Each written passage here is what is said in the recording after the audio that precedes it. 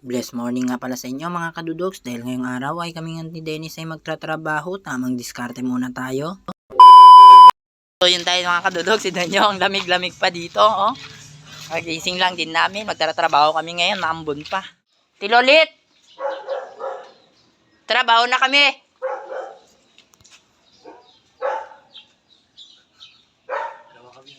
Dalawa kami ni Dennis. Auntie? Maglinis kami. Kakarating lang namin. Awa, turo mo na lang, ante. Tapos na. Mga kadudogs, tignan nyo naman, oh, may lilinisin tayo. Tapos, magkatapos yan, ibababa natin ito. Ito mga nandito sa taas. May konting trabaho lang yan, tiyaga lang yan. Kaysa wala naman tayong ginagawa, edi trabaho na lang natin. So what's up sa inyo mga kadudogs? Abay shoutout nga pala dito sa mga nagko-comment sa akin. Abay maraming salamat sa inyo. At ngayong araw nga mga kadudogs ay tamang diskarte muna tayo. Abay tignan nyo naman, kung masipag ka pala, abay maraming tumatawag sa iyo. Kahapon nga pala mga kadudogs ay pumunta si auntie sa aming bahay. Abay anong oras na nga pala yun nung pumunta sa aming bahay. Kaya sinabi ko ay ipapabukas na lang. Siguro nga mga kadudogs ay kaya niya tayo tinawag dito ay dahil napanood niya yung mga ginagawa natin at yung mga na-upload kong video. Abay salamat sa iyo auntie dahil ngayong araw na wala kaming klase at dito na nga kami ay magtatrabaho upang may pang-allowance na din kami. Kaya nga tamang diskarte muna tayo mga kadudogs dahil ngayong araw ay wala na tayong klase. Abay matagal-tagal nga pala tayo na walang klase dahil bambanti nga pala dito sa Isabela.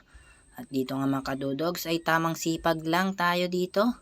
Abay kung di ka pala masipag ay wala rin magtatawag sa'yo. Dito ay tiyaga lang talaga ang kailangan mo mga kadudogs para magkaroon ka din ng pera.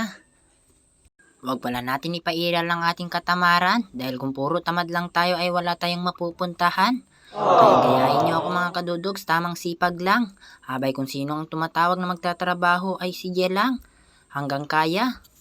Wala naman kasing trabaho na hindi napapagod mga kadudogs pero lagi mong isipin, ang pagkapagod mo ay mawawala din yan. Kailangan sipag ka lang.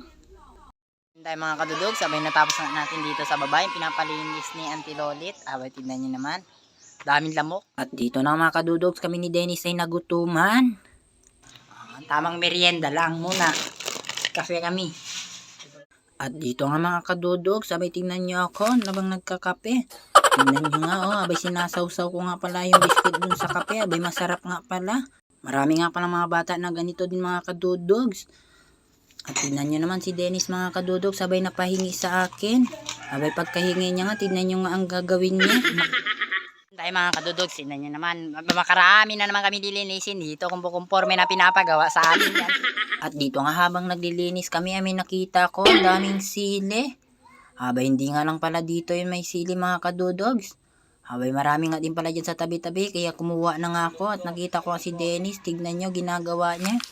At tinikman niya daw yung sili, manghang daw. Anak ka naman ng teteng, sili nga yan eh. Eto nga pala mga kadudogs ang sili. Abay lalagay ko pala mamaya sa bote yan. Kung anong prutas to kang? Ayan, kandol lang. Kunin mo nga. Kandol? Oo. Dito nga pala mga kadudogs ay tinanong ko kung anong prutas to. Abay sinabi niya kandol.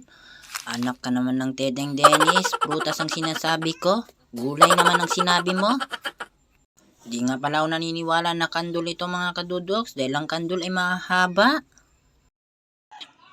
Ano to nis? Kandol na to ng bundok yan. Ha? Kandol ng bundok.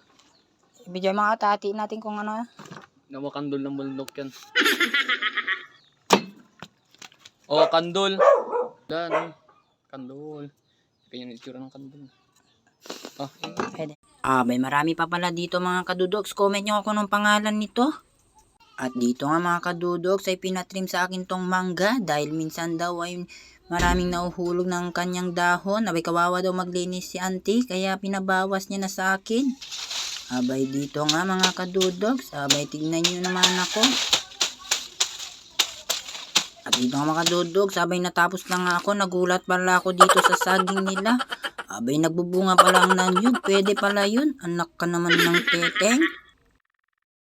Yun tayo mga kadudogs, sabay nakita nyo naman yung sili na inano ko kanina doon. Oh, ito na siya ngayon.